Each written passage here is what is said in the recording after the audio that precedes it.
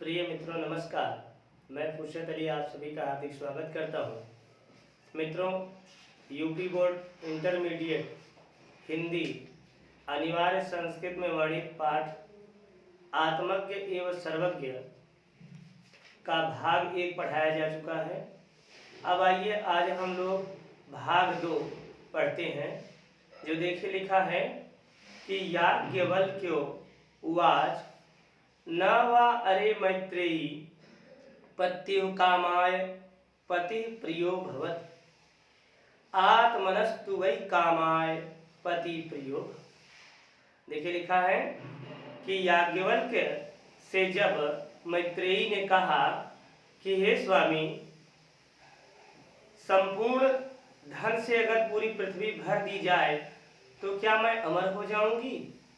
याज्ञवल्क्य का उत्तर आया, नहीं, तुम्हारा भी वही गति होगा जिस प्रकार से साधन संपत्ति को उपभोग करने वाले व्यक्तियों का होता है।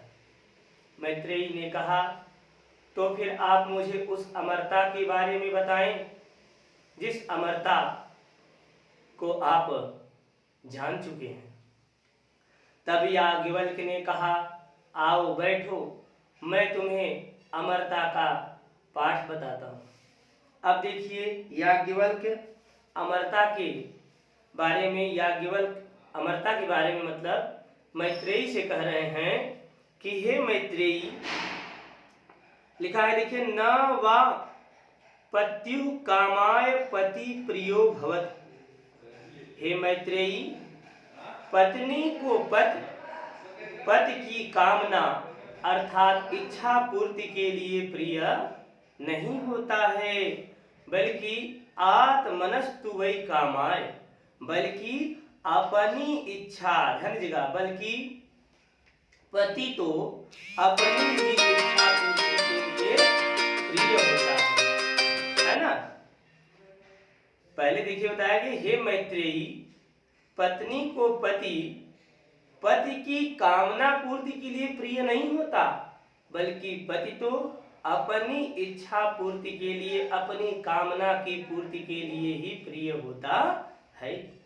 और आगे देखिए क्या लिखा है, न वा अरे जाया या कामाय, और न ही पति को पत्नी की कामना पूर्ति के लिए प्रिय होती है, बल्कि आत्मनस्तु वै कामाय जाया प्रियो भवति, बल्कि अपनी ही कामना पूर्ति के लिए पत्नी प्रिय होती है।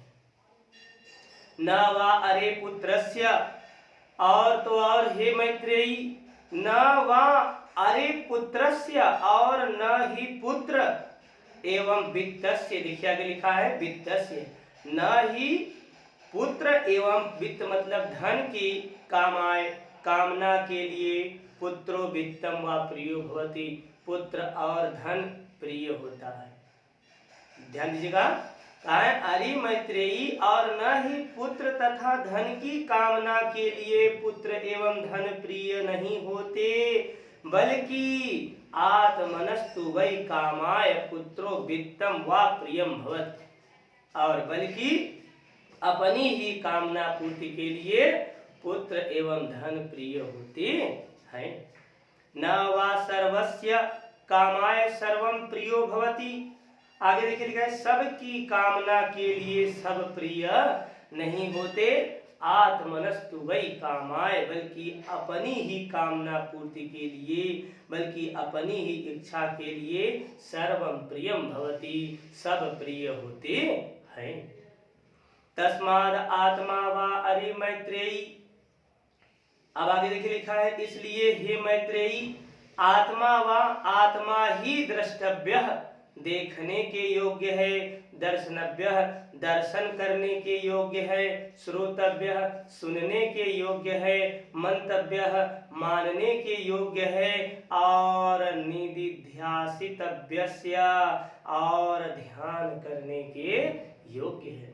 पुत्र, पत्नी, धन, ये सब अपनी इच्छा पूर्ति के लिए प्रिय नहीं, बल्कि आपसी इच्छा पूर्ति के लिए प्रिय होते हैं। और तो और हे मैत्रेयी, आत्मा ही देखने के योग, सुनने के योग, मनन करने के योग, ध्यान करने के योग्य होती है।